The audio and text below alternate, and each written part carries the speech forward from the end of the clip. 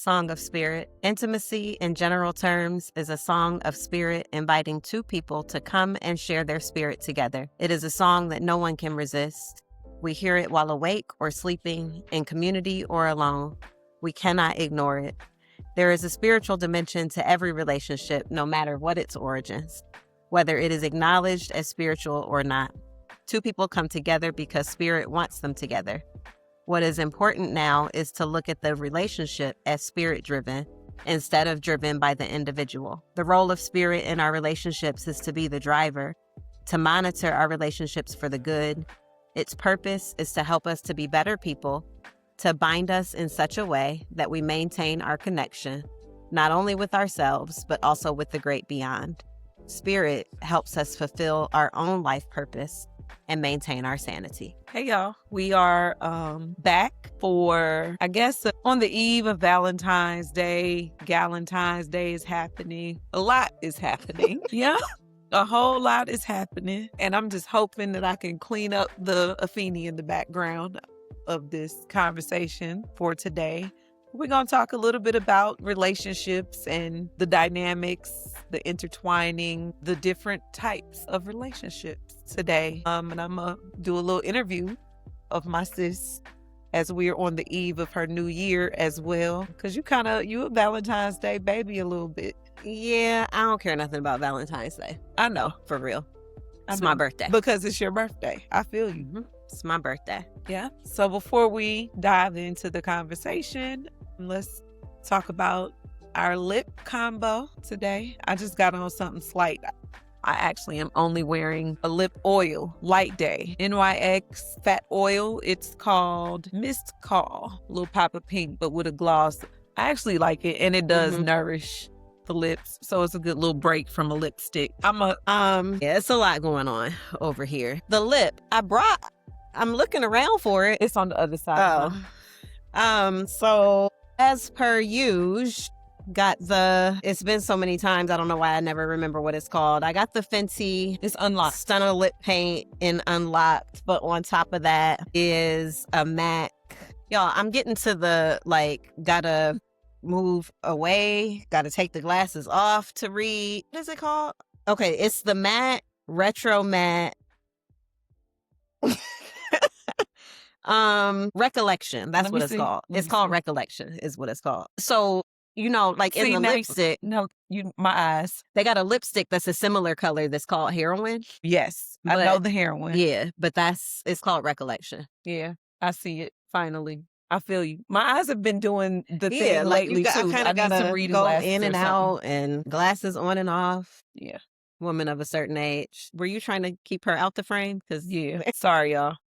To everybody that's watching us on YouTube and Spotify, my bad. She won't let me be great, but it's all good. She really needs a nap then. Okay, see.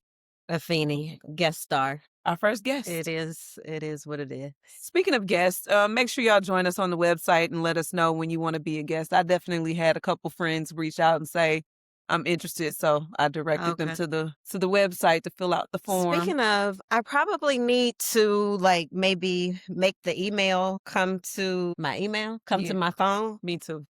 Yeah. It's a lot. It's a lot to do a thing. It really truly is. But you know what? The talking part, I find this is the easiest part. Well, you like to talk. You're a talker. You talk back. Yeah, I talk back, but I'm not a talker for real. Don't really like to talk a lot. Well, shout out I'm to not you. a telephone talker. I'm not just sit around and chit chat. I'm more of a observer, listener, thinker. Close door. Yeah, she closed the door because we trying to have a little conversation, a little adult conversation, without the kids. And so you're supposed to be back there behind the closed door, actually. You want to go? You want to go? It is closed, but you can go back there with Ella. No. Anywho, no, I am a talker. I'm not a telephone talker either though. I will get you off the phone real quick. I feel like you're a telephone talker.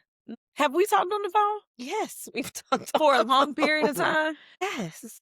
And I've also seen you and heard you on the phone with other people for long periods of time. Well, it gotta be because we hadn't talked on the phone in a while and something is urgent. Okay. That couldn't be carried on via text. I would definitely prefer to carry on via text. But yes, I do love a good interview. I do love a good conversation. I do enjoy having conversations with people.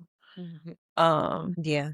So I don't be caring. Like, be tuning out in conversations with people. wow. It's the Aquarius in me. Wow. Well, communication is like a key component Of of connection and connection, community. It is. It is. relationship. It is. So before we talk about relationship dynamics and the spirit of intimacy, what's our libation today? It's quite tasty. Oh, girl, just a little something I threw together. It's the Empress Indigo and some limoncello and ginger beer. A honey syrup. Yeah, I can So taste the honey. it was like equal parts Empress Indigo and limoncello, maybe like a little less of the honey syrup shaken on ice, and then topped with the ginger beer for just a little spice, a little bubble. Sounds like a bee's knees. Yeah, but a bee's knees doesn't have ginger beer. It doesn't, but it has a honey. Yeah. It's tasty though. It's Mhm. very tasty. Refreshing. Nice little afternoon, evening cocktail. Very refreshing. Okay. Yeah, it's pretty good. Although I can only really taste the ginger beer for real. Kind of just tastes like a ginger beer. I can taste the honey. Really? So maybe I got more of the honey syrup in my shake, but I can taste the honey. I can taste the ginger beer too, but I taste more honey than I do ginger beer. So on to connection. So it's not Valentine's, Galentine's. We just gonna call it Untitled, and it's gonna be for D'Angelo, because that's what I'm feeling. It's just gonna be whatever the vibe is. Got it. Whatever the vibe is, whatever comes to us. You started off jokingly talking about polyamory, or polygamy and whatnot. But what about it? Because that's also like it's like a trend among the young people, like just under us Mhm. in the Black community. Is it?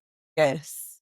This guy I used to work with, who's a couple years under me, who's working on his doctorate, probably has completed the doctorate now, started these conversations of polyamory. Well, what's the difference between polyamory and polygamy? To me, nothing. But polyamory, I guess they're not married, like, because you legally can't be a polygamist and have multiple wives or whatever. Mhm. But polyamory, as far as I know, are people with multiple partners. You know what? I saw something the other day, and it was quartet.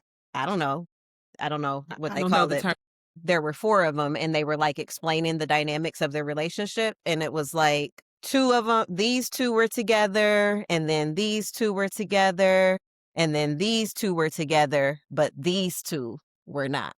Like, if you're looking at it like on If you're looking at a okay. square. Got it. Yeah, it was weird.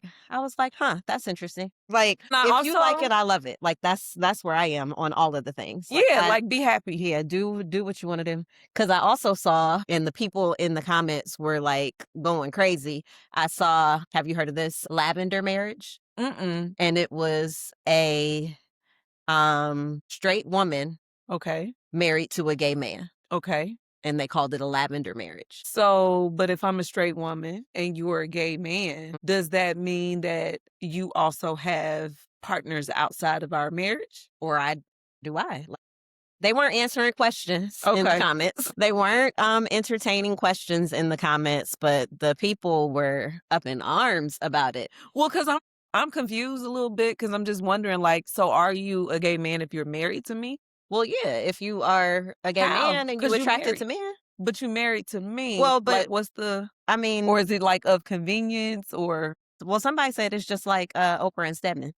So are we saying that Stedman is? I don't know. Like, I really don't know. But again, like, if you like it, I love it. Like, I think Yeah. that Find love. everybody should find love, and I think that everybody should do them. Be And I joyful. think that it's not my business the way that you choose to live your life, as long as you're not impending on the way that I choose to live mine. But I was like, that's interesting. Yeah. So, well, and also in the polyamory, it's interesting because I also think because I don't know. I guess I need to invite some people on to have that conversation. Hit us up to join the conversation and bring some knowledge to our listeners around all these different dynamics. But the guy was very open about the relationships that he was in to like the women. but then they also might have other male partners, the women, which would then be invited into the partnership. And there wasn't a, that's your guy, it's our guy together. If you read in between the lines, we all together. Yeah, whatever. And I like for it. I think I just decided, because be with the people who bring you joy. Be with the people who grow you. Be with the people who you can depend on to raise the children, to meet the needs of the community. The more the merrier, maybe. Or just the more joyful that the community can become, like definitely the better. Because also, like the flip side is toxic monogamy.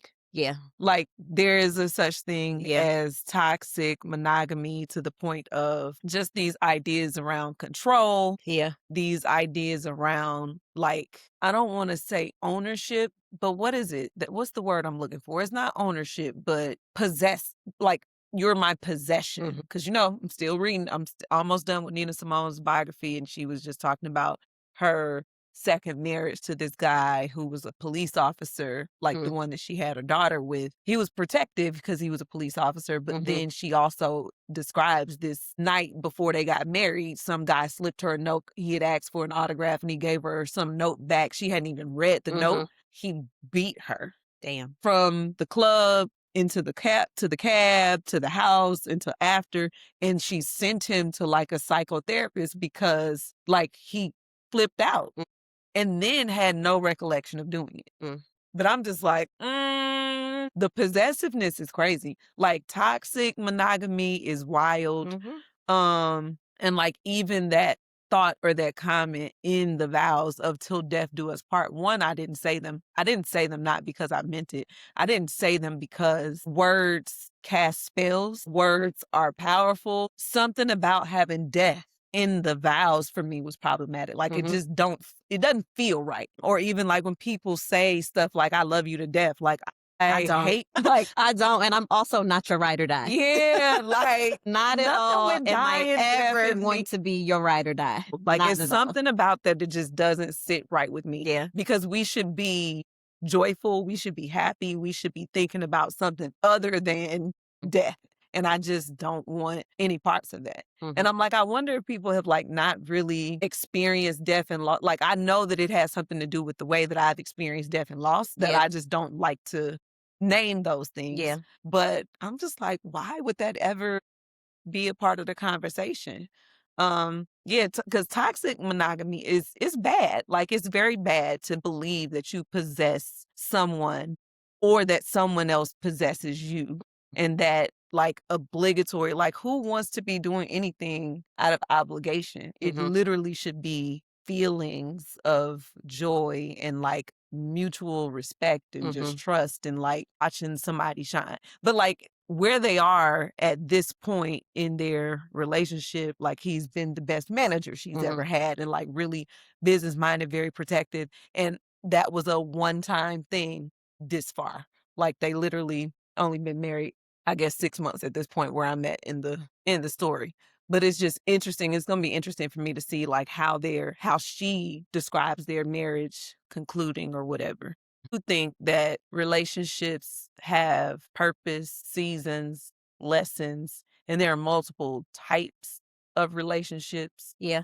Well, one of the things that I learned when I read that book years ago, The Spirit of Intimacy, was just about intimate relationship or a partnered relationship. It's not just the two people. Yep. And just the importance of the community that is surrounding that relationship as well. And that it's not just about meeting your partner's needs, but it's also about meeting the needs of the community, like through that relationship. Toxic, monogamous, like you own me type thing is not that. Yeah. But you know, I had read that book before my wedding. And it was also important that there was a community statement at the end of our vows. Because to that point, it is like, don't just be here for this wedding day and we celebrating and we having a good time. Because when I got the call on you for whatever, Yeah. then I need you to Yeah. remember that you were there. You said that you were committed to this. Yeah. And the success of the marriage, you got to be there for the Mhm. success of the marriage in real time. Mhm. And you got to stand on that. So I'm grateful to my folks who have been there as accountability partners and telling me when I'm doing too much or when I'm not. Because you need all the relationships present to support the other relationships. Because even when I think about my relationship as a parent, Mhm. definitely got to have people. Yeah. Yeah. And the village is not just like, it takes a village to raise a child, but it takes a village to hold the parents as Mhm. well. Like, it's not just about the village holding up the child, but holding up the parents also. Yeah. No, the best part of that book was when they described like going, like the boys spent time like with all the men, Mhm. and then the girls spent time Mhm. with all the women, Mhm. and vice versa. Like that was so powerful, just the traditional way of us going about doing things. But as I read that book, it reminded me a lot about Mississippi.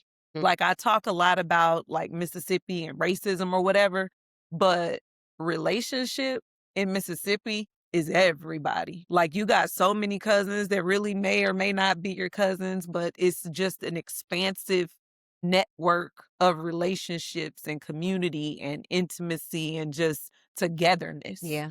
Yeah, that's a blessing. That's a luxury.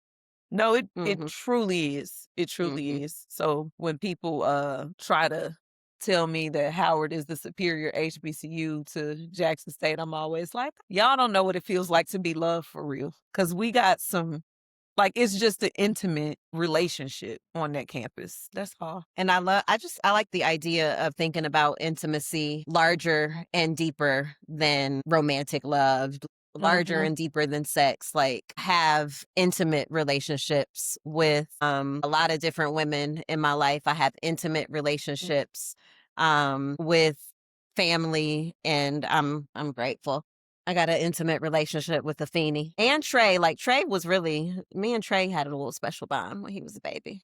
Yeah, no, he wanted to come today too. Oh, you should have brought him. I was thinking we were gonna be doing this, and I was like, I couldn't because I thought she would cooperate and take her little nap. But yeah, I do have a lot of platonic relationships and intimate relationships with people. It's interesting because Cam, I might not even be able to upload this video, y'all. Cam Newton in the news again with this foolishness. I cannot. I know. I really can't want with Cam Newton at all. Yeah, like I really Cam, come on our podcast. Let's see. I'm trying to see something. I'm just trying to see something. But he was No, talking I'm good. about, because they were airing it on the Breakfast Club the other day, about how he don't keep any beautiful women around him because he can't not be in relationship or around people that he ain't trying to stab. What? Ew. Right. Sir, what? Yuck. Sounds like a predator. I don't know. I don't like it. But the thing about it is, it's more Cams out there than that. Oh, yeah. Like, it's not just him. It's the fact that this is now being like stamped and supported by somebody that they listen to. And like, this is what, like, I don't want Parker believing that. I don't want Parker growing up thinking that you can't be in platonic relationships with women without wanting to or desiring to have sex with them. Mm-hmm. Like, that's not okay. It's not. But I also recognize that my father raised me to stay away from barbershops, pool halls, and, any places that men are like gambling or catcalling or whatever, because he also believed, like maybe not verbalizing and saying that out loud, that there's no such thing as a platonic relationship. That's literally what it's rooted in. Mm-hmm. Like that men are always thinking about trying to be with someone sexually. And that to me is like not safe. I hate that for them. It's really unfortunate because you missing out on like really meaningful connections, meaningful relationships. Like the women that I know and that I am connected to, brilliant and funny and interesting and just have a lot of depth to them and would add value to anybody that they would be in connection with. and to like cut yourself off from a whole, Yeah. you know, Well, group I of mean, people you because definitely wouldn't be out here making up words like eclectic, like you, crazy. like it's just your pride wouldn't be so far in the way. I hate it. Yeah. I hate it. I literally, as I was driving in, thinking about, man, like it's so hard hearing stuff like that and then like working with all boys, trying to figure out ways to like disrupt that type of stuff. Like I recognize that I think that this is my place in this space to be the mama that somebody should have had to tell them like, "Hey, shut up." Like, what? Don't say that out loud.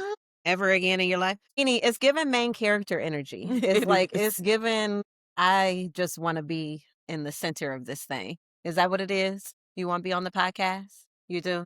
Yeah, I get it. Because you like to talk like your mama. And see, and that's the other thing. So the intimate relationships with your children. Mm-hmm. I feel like I am definitely trying to build meaningful, intimate relationships, especially with Trey and Afeni, in a way that I didn't with Parker. Because Parker's was more about accountability. But when he was small, like this, it was like a closeness until he got to school. Because in my mind, once he got to school, like now, you grown. You out there. You in the world. Not you grown at 5. What? Yes. Well, because now you're conscious. I literally just last week talked about my amount of consciousness once I started school. Yeah. So like your consciousness changes a little bit. And no, like you're not grown, but your responsibilities change. And you know what's funny? When I'm reading Nina Simone's biography, she said that she felt woke and conscious at the age of 3 when her dad got sick and she had to like care for him. And in her mind, she was a 4-year-old caring for her daddy. And it's weird because he had some kind of stomach surgery where his stomach was outside of his body and had to lay out in the sun to heal. It was weird. What? Yeah. I'm shocked that he recovered from it. But at the end of the day, it's like once you start to have like a routine and some responsibility and are working, your consciousness, your childhood is distant. Okay, well, Parker is still a child. He is. Yes, he is. And I have, because of the village and the accountability, taken note of that. But I'm saying I definitely am different with Afeni too, because I don't want her to be hard like me. Like I really want her to be a princess, even though she's sitting up here acting like a princess in this moment. Yeah. Yeah, a princess alongside a bully at the same time. No, and because it's delicate because you kind of deborn me into treating you like a princess. Speaking of bullying in you, it's Aquarius season. It is Aquarius season. What Mommy. what type of spirit you gonna be on for the rest of this?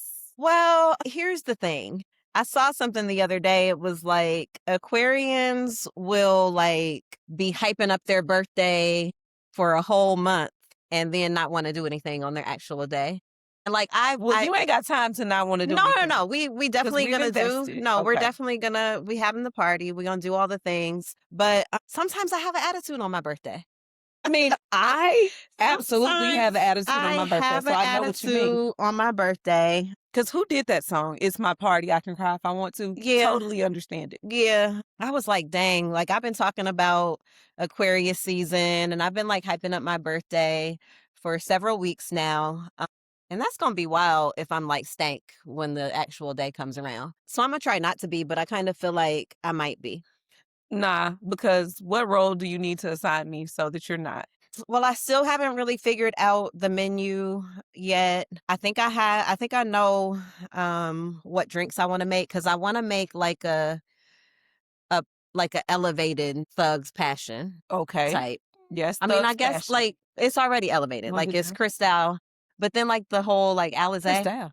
It's Cristal and Alizé is Thug Passion. Okay. But Yeah. I don't really want Alizé. They do still have Alizé. They do. It's right there in the Total Wine. And I'm probably not going to spend $500 on a bottle of Cristal, but I'm going to do like a Thug Passion type something. And then I want to use the Empress Indigo to make like a blue drink for like the Biggie like East Coast theme drink. Like it's probably going to be called Juicy or something. And I'm going to have a Hennessy cocktail because I just feel like Hennessy is Pop, yeah, for sure. yeah. I feel like he did Hennessy and Alizé, and I feel like one of his lyrics said something about Hennessy and Alizé. Maybe. I remember drinking Hypnotic and Hennessy in college. Yes, the Incredible Hulk. Do they still have Hypnotic? I don't know. Let me see. Let's see. Because then I also was thinking about like we need some Pick it up. what is it? A gym. I was also thinking we need like some cheese, eggs, and Welch's Grape. And so I was like, are we having brunch? I don't know. I got to figure it out. And I'm probably not going to work. Well, I have a doctor's appointment tomorrow Okay. for a dentist appointment. So Yeah, it's still available because it's coming up on DoorDash. It's only $13. is it at Total Wine? Look and see if it's at Total Wine. I'm going to go to Total Wine. So I'm going to work tomorrow, but I have to leave to go to the dentist. I'll be there all day on Tuesday and Wednesday. You can I pick might it up. end up taking off Wednesday. I'm supposed to be off Thursday through Wednesday, but I think I'm gonna take Wednesday off too. That's because they don't have the one at Potomac Yard doesn't have liquor. Got it. So they got it at Friendship Heights though. It's open. You can just go straight Push through it. there. Push the door. Go push it. Here, I got you. You going? But yeah, it's Aquarius season. Well, and All then the best people are Aquarian or born in February. okay. I mean, I was born in January, so Aquarius season. We talked about intimate relationships, intimacy with partners. What about yourself? Like, how do you build a high quality, intimate relationship with yourself? What does that look like? Time by myself, with myself. I think it's early morning routines. You know, I get up super early. Up super early in the morning. Still working on it. Yeah. I spend a lot of time. I spend a lot of time just by myself in quiet, not like I ride in the car without turning the music on and have conversations with myself. You know, I talk to myself Out a loud? lot. Do you talk to yourself out loud when you talk to yourself? Yeah. Yeah, I do. I can't do it out. I do talk to myself. I ask myself, like, you know, what do you want? Like, what do you want to do? What do you like? Do a lot of journaling. Think that it has definitely been in these last handful of years, probably 40 plus, when I have really gotten super comfortable with myself. I was a very much a perfectionist and very much a people pleaser for the majority of my life. And I'm kind of like just liberating myself from those expectations of myself. But yeah, like I recognize that my relationship with myself is the foundation for every other relationship. Mm-hmm. And so like that is the relationship that I cultivate most carefully. I spend, like I said, like I spend a lot of time by myself. And when Ella is not here, I typically am not making plans to do too much because I would rather just be on my own. But you know what, though? And even when I think about that, right? Like you said, post like 40 plus is when you started. And I do feel like a lot of people don't realize or start spending that time with themselves to like really know who they are until then. To my detriment, I have always been very sure about who I am. Because I feel like knowing yourself very well impacts your ability to bond and connect with other people sometimes. Like, I do think that it adds value to how you connect with other people, like knowing like what your boundaries are, what you will and won't accept, what you expect of people and how you expect people to treat you. But I think mine may have looked more like than it was partner friendly, like not doing a group project. Build intimate relationships outside of the intimate relationship that I have with myself. Because I dare say, and if any of y'all listen to the podcast, I ain't been in a relationship until I got married. This is my first time being in a intimate relationship or like a committed intimate relationship in my marriage at, I guess I was 38. I'm sorry, y'all, if y'all listen. I'm sorry to that man. Like, which is why, like, to me, when me and my husband have disagreements about conversations or like people, I'm like, I don't even know what you're talking about. I'm sorry to that man, which like on the contrast, I was a serial relationship like since, what was his name? Peeper? I don't remember what his real name was. I think it was like, I want to say his name might have been Frederick or something in Montessori school. Okay. Like Dang, what grade is this? pre-kindergarten. Girl. I've been What? until I got out of my most recent relationship, I had been in relationships my whole life. See, and it's hilarious to me. It's hilarious to me. Like you. Yeah. But it's because of like the people pleasing. These are people who wanted to be in relationship with me. So okay.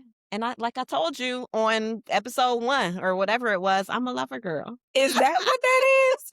No, and I'm a thug, but it's not even that. Like, it's literally not even that. And I think, so like I have all these siblings, but I was the youngest.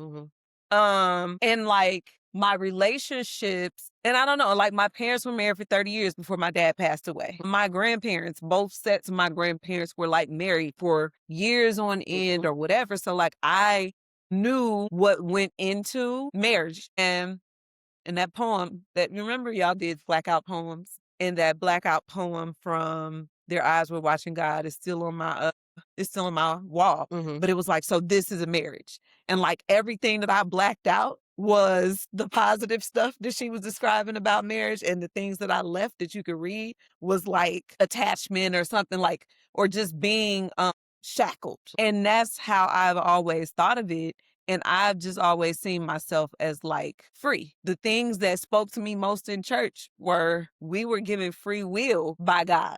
You know what I'm saying? Like, Yeah. you can do, like, your decisions are yours and your decision, like, yours alone. But I recognize too that like how you decide and how you move does impact the people around you. So like I'm still learning how to be in intimate relationships because I've not really had a lot of practice other than the intimate relationship that I built with myself, and like no to things that don't serve me, no to things that don't elevate me. And I'm still trying to recognize that I don't know. Like it could serve me if I said yes. It could serve me if I lightened up a little bit or leaned into. So it's a learning curve or process that I'm going through. So like that's why I've read that book. Probably need to read The Spirit of Intimacy again, because what I've also learned about reading is that as you grow, like things change, you read things differently. So I probably need to read it for sure. Read with a things new different lens. every time.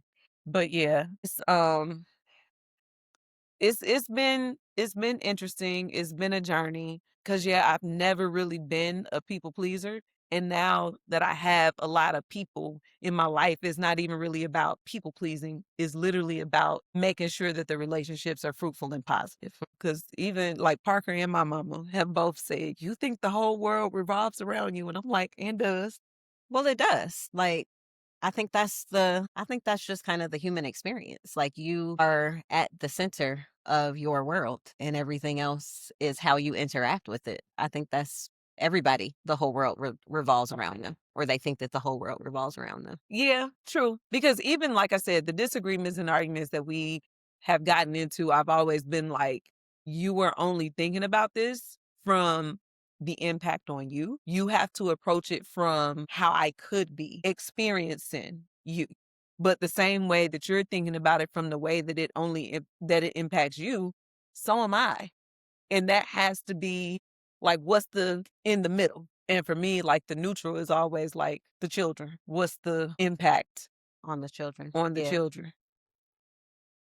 And I don't want the impact on them to be the impact on me, right? Like I don't want any of my kids to be thinking of marriage as bondage. And I got to do work to make sure that that's not what it feels like to them, or that's not the experience that they're having as they watch me and their dad grow. I don't want them to be like, yeah, nah, I'm good. Which is interesting because the oldest said he definitely named, because we're now playing like this little conversation game, and he named like that he'd probably be the first to get married and have kids. Really? Yeah. And I was thinking to myself that you probably would be like, I'm good. But he definitely did.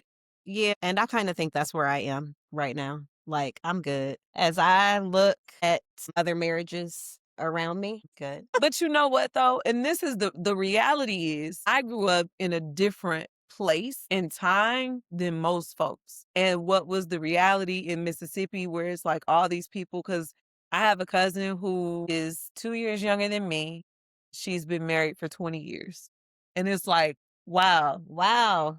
Yeah. Like they got married young. At what, 18, 19? Yeah. No, seriously, but they got married really young and they still together. They've been together. That's beautiful. I love that. No, it is. And it's so amazing. But like a lot of people get married young. In follow up, so I looked up Yeah, and I found Kevin. And he married with some kids young. And I was like, oh, that's cute. But I was just like, that's cool and cute and great. Because that's something that happens, I feel like, in the South where things are slower. Like you're not really thinking about. But so a lot of the people who married young that I knew in South Carolina were divorced. Like, oh, really? yeah, real early on. Yeah, because I was in a couple of weddings that are already like over. All my young cousins' weddings, they still together. Like I got quite a few classmates. That's good. And like, so my parents have been married for, I think it'll be 50. Yeah, it'll be 50 years this year. My grandparents. I'm not sure. I gotta check in with my sister. I think they're going on a trip or something. You know, they stay on the trip. That's why y'all got to do something. Going on a trip is like the norm. My grandparents have been married for 70 plus years. They got married like at 20 or so, and they still hanging on. So I definitely have examples of fruitful and beautiful, like lifelong marriage around me. I mean, like it's definitely a you job. already said that I'm mean as hell. I don't like to communicate. I don't like to talk. You ain't gonna fall asleep on the phone. I'm not laying up on the phone. You know, all that's night. the new thing. You gotta fall asleep on the FaceTime. Because it's like you're really together. Like that's what the kids are doing. I'm not. I don't even want to be on the FaceTime in the first place. Neither, but that's what they do. Yeah, I don't know. I probably got some work to do. Space. I like my way. Well, you know, speaking of space, like that is also like how we kind of landed on this conversation. Like that's one of the trends too. You know, Keke Palmer was there like in the chat shaming her because she said that she'll get married, but her husband got to live around the corner or in the guest house or down the street. But space is real. Like that's a real thing in intimate relationships. Like that's a real thing. It makes things better. Because she was saying, because how great would it be for him to be like, oh, I'm going over to my man's house in the backyard or whatever. Like, let me go get on his couch for a little while and lounge and chill. But I get it though, as a person who's lived alone and like now lives with not just my husband, like people, children, or whatever. Like, no, it makes sense. It makes a whole lot of sense to want your own space. And while both my grandparents were together forever, like my grandparents on my mom's side definitely slept in separate bedrooms, like for as long as I could remember. But they were older because like my grandmother was 77 or so when I was born. So, wow. And like at that point, like I don't know what they did late nights, not my business, but I know they slept in separate bedrooms. But I also know why people might want to sleep separate. It's hard to sleep with somebody and just like sleep and be at rest because people just on different sleep cycles or whatever. And how dare you be like snoring all out and I can't sleep? Like, how dare you sleep so good that I can't sleep at all? And that's probably how my husband feel about me. Because he definitely... You be snoring? I don't know. Because I be out. Once I fall asleep, I'm done. And I go to bed before he's in the bed and I'm still in bed after he's gotten up. Like he gets up early. So like that's why I don't have the early rise time with myself because he's always up before me. So then I'm just like, guess I'm going to have my meditation time here in the bed by myself. And like he probably functions on about 4 or 5 hours of sleep. Yeah, no, I can't. And I don't know. I definitely can't function on 4. I probably am snoring. Because I am undisturbed. I be deep in my sleep. It's rare that I wake up in the middle of the night unless I fall asleep really early. Then I'll wake up random. Yeah, no, I'm good for some sleep. Yeah, I woke up in a sweat the other night. I was like, this is crazy. Like, I am definitely estrogen. We're not a woman of a certain age, and this is wild. Like, we're not sponsored by them, but my sister said they work real good. Soaking wet. Well, I mean, what kind of pajamas you sleep in? Cotton. No, like the We got the Shorts same or like ones. long pajamas? The Shorts, shorts, and Yeah. short sleeve shirt, like soaking wet. I was like, I'm not really ready for this. But like when you 40 something years old and a woman and you're having night sweats and it's somebody else in the bed, like, That would that's be way crazy. That is not it. Yeah. No, agreed. And I imagine they don't want to be part of that either. Like, what in the world? So no, I totally get the be around the corner. You know, Yeah. a lot of people are bi-coastal and things like that. But one of the other things from this book, though, about the spirit of intimacy that I really took away is none of us know what we're doing and how we're doing it. Mhm. And it's literally between the two of you to figure out what it's supposed to look like. And it's funny because we both read the book and we definitely had different interpretations of what was happening in the book. Like mine is marked up one way, his is marked up a different way. The conversations around it were not like was not, but we'll work to what I think we should do. Yeah. What you get me for my birthday? It's not here yet. So you Your didn't get me birthday. anything for my birthday? So your birthday is not here yet. And why would I tell you what I got you for your birthday? Because it's not a surprise. It don't have to be a surprise. Don't worry about it. You'll find out on Friday. It's going to be great. Everybody go ahead and hit my Cash App, my Apple Pay, my Zelle, my Venmo. That's what we need to add to the website too. A subscribe or a monthly donation subscription tab. Yeah. Y'all support us. What do you get though if you subscribe? I know. Oh, but we got hoodies and stuff. What you want? Depends on your subscription. You might get a sticker. You know what we could do? The video. Like you could only get the video, like if you're a subscriber or whatever. We could do that. Yeah. Like I've seen that. Shout outs, sponsorships, name Yeah. dropping your businesses. Yeah. Those things. Definitely. Yeah. I'm bringing back the salon at some point. Okay. But not during your birthday month. Well, I was supposed to bring it back last month, but I just really couldn't like get it together because I want to make it a membership. Yeah. Yeah. Like it was a labor of love last year. And it was an expensive labor of love. And it filled me up to pour into our community in that way, but I can't sustain it in the same way moving forward. So I'm trying to think about like how I want to make that work. I think it's going to be a tiered type thing. If you want to come every week, it's going to be one. But if it's like a drop-in type thing, it'll be a different rate. But yeah, it's going to be like a little membership. Last night when I went to the event, the R&B bingo, Karaoke? it was bingo. It was at Penn Social. It's an event space. I was thinking about we can host some stuff podcast related there and sell tickets. I just need to look into like what the event space is like. But I'm definitely looking for ways for folks to support by coming to events and just being a part of just the conversation, getting the conversation started in person, and we can bring the conversation back to the podcast. Because it was fun. It was fun. It was simple. It was quick, 2 hours. And I think we bought bingo tickets they had a certain number and they were sold out on Eventbrite, but I was able to buy one in person. It was only $15 for those 3 rounds of bingo. It was nice. Nice little 3-hour event. Nice.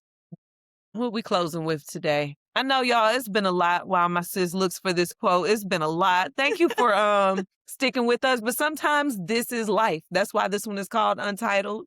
Sometimes this is what it looks like. And I'm really like inspired by Nina Simone's story so much. Like now she's talking about getting into the civil rights movement or whatever. But when she was working towards this goal of being a classical pianist, it was one thing versus when she started writing songs for the movement and for the cause, it was different and it fulfilled her in a different way. But she also talked about not being as present when she was focused on like that classical role versus being her authentic self and present for her people and appreciated for being present for her people. So I hope that all my mommy listeners and, intended audience, Black women, I hope y'all can appreciate the dynamics of all the things that we have going on all the time. All the time. I think I'm going to close out with this, the embrace of community. Community is the spirit, the guiding light of the tribe. whereby people come together in order to fulfill a specific purpose, to help others fulfill their purpose, and to take care of one another. The goal of the community is to make sure that each member of the community is heard and is properly given the gifts he has brought to this world. Without this giving, the community dies. And without the community, the individual is left without a place where he can contribute. The community is that grounding place where people come and share their gifts and receive from others. When you don't have community, you are not listened to. You don't have a place you can go to and feel that you really belong. You don't have people to affirm who you are and to support you in bringing forward your gifts. This disempowers the psyche, making you vulnerable to consumerism and all the things that come along with it. Also, it leaves many people who have wonderful contributions to make holding back their gifts, not knowing where to put them. And without the unloading of our gifts, we experience a blockage inside, which affects us spiritually, mentally, and physically in many different ways. We are left without a home to go to when we need to be seen. Into community, tap into all the different intimate relationships that are available to you. Be with the people who appreciate your gifts and nurture your gifts. Yeah, I like that. As I was listening to that reading, I was like, yep, Untitled is still it. And it is for D'Angelo because he was a giver of his gifts to the community. Also an Aquarian. Also an Aquarian. So Also fitting. an Aquarian. Because all the best people were either born in February or Aquarius or both. Oh, also happy Black History Month. Happy 100th year of Black History Month. Yeah. Yeah. Yeah. All right, y'all. Until next time. Peace.